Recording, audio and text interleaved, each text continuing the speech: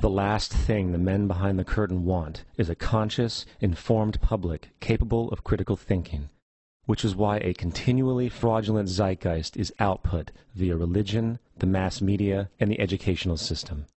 They seek to keep you in a distracted, naive bubble, and they are doing a damn good job of it. In 2005, an arrangement between Canada, Mexico, and the United States was made. This arrangement, unannounced to the public, unregulated by Congress, merges the United States, Mexico, and Canada into one entity, erasing all borders. It's called the North American Union. You might want to ask yourself why you've never heard of this. In fact, there is only one mainstream reporter who's actually heard of and has had the courage to cover this issue. The Bush administration's open borders policy and its decision to ignore the enforcement of this country's immigration laws is part of a broader agenda. President Bush signed a formal agreement that will end the United States as we know it, and he took the step without approval from either the U.S. Congress or the people of the United States. It's a deal that few have even heard of. It's being done again by very few people at the very top on behalf of the investment class, but the working class of people, political officials across our country, from communities, from cities and so forth, they don't know anything about this. This isn't some trade agreement. It is a total removal of sovereignty from these countries, which will also result in a completely new currency called the Amero. Fall. Apart from that, I think one thing people who are dollar-based need to focus on is the Amero. That's the one thing that nobody's talking about that I think is going to have a big impact on everybody's life in Canada, the U.S., and Mexico. The Amero is the proposed new currency for the North American community, which is being developed right now between Canada, the U.S., and Mexico to make a borderless community, much like the EU, and the dollar, Canadian dollar, U.S. dollar, and the Mexican peso replaced by the Amero. By default of this agreement, the American Constitution will eventually be obsolete. You would think that a situation like this would be on the cover of every major newspaper. That is until you realize that the people who are behind this movement are the same people behind the mainstream media, and you are not told what you're not supposed to know. The North American Union is the same concept as the European Union, the African Union, and the soon-to-be Asian Union, and the same people are behind all of them. And, when the time is right, the North American Union, the European Union, the African Union, and the Asian Union will be merged together, forming the final stages of a plan these men have been working on for over 60 years. A one-world government.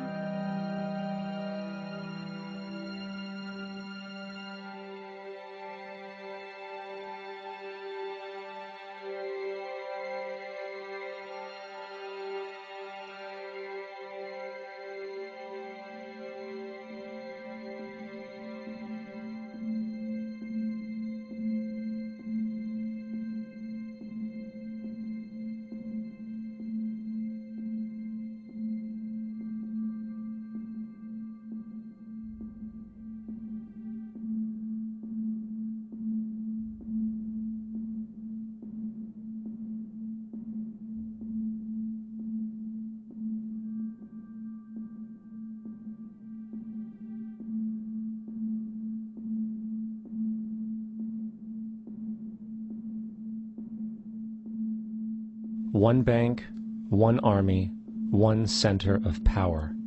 And if we have learned anything from history, it is that power corrupts, and absolute power corrupts absolutely.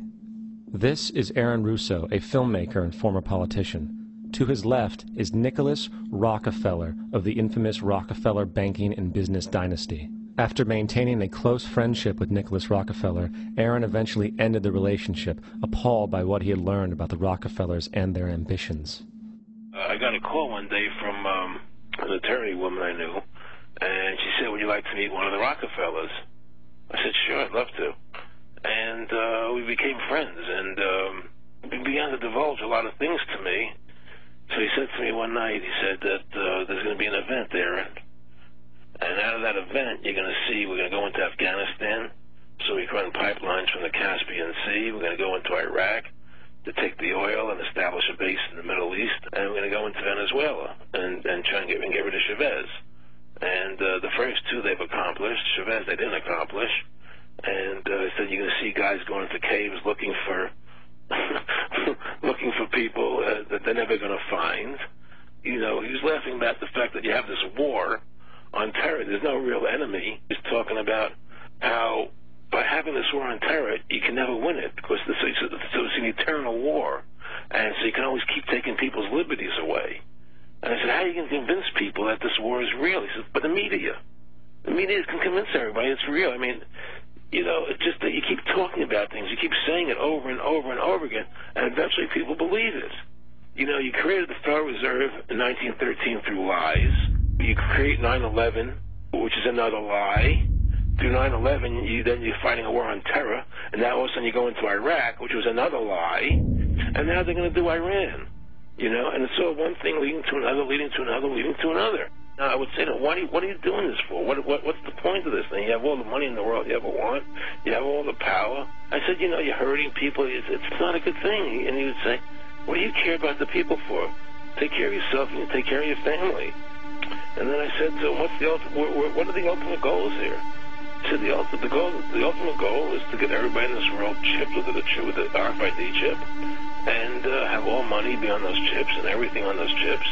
And if anybody wants to protest what we do or violate what we want, we just turn off their chip. That's right, microchipped. In 2005, Congress, under the pretense of immigration control and the so-called war on terrorism, passed the REAL ID Act, under which it is projected by May 2008, you will be required to carry around a federal identification card, which includes on it a scannable barcode with your personal information. However, this barcode is only an intermediary step before the card is equipped with a VeriChip RFID tracking module, which will use radio frequencies to track your every move on the planet. If this sounds foreign to you, please note that the RFID tracking chip is already in all new American passports. And the final step is the implanted chip, which many people have already been manipulated into accepting under different pretenses. We have a Florida family who are really pioneers of the brave new world. They have volunteered to be the first ever to have microchip identification devices implanted into their bodies. After 9/11, I was really concerned with the security of my family. I wouldn't mind having something planted permanently in my arm that would identify me. In the end, everybody will be locked into a monitored control grid where every single action you perform is documented. And if you get out of line, they can just turn off your chip, for at that point in time, every single aspect of society will revolve around interactions with the chips. This is the picture that is painted for the future if you open your eyes to see it. A centralized one-world economy where everyone's moves and everyone's transactions are tracked and monitored, all rights removed. The most incredible aspect of all, these totalitarian elements will not be forced upon the people. The people will demand them. For the social manipulation of society through the generation of fear and division has completely detached humans from their sense of power and reality. A process which has been going on for centuries, if not millennia. Religion, patriotism, race, wealth, class, and every other form of arbitrary, separatist identification, and thus conceit, has served to create a controlled population, utterly malleable in the hands of the few. Divide and conquer is the motto, and as long as people continue to see themselves as separate from everything else, they lend themselves to being completely enslaved. The men behind the curtain know this, and they also know that if people ever realize the truth of their relationship to nature, and the truth of their personal power, the entire manufactured zeitgeist they prey upon will collapse like a house of cards.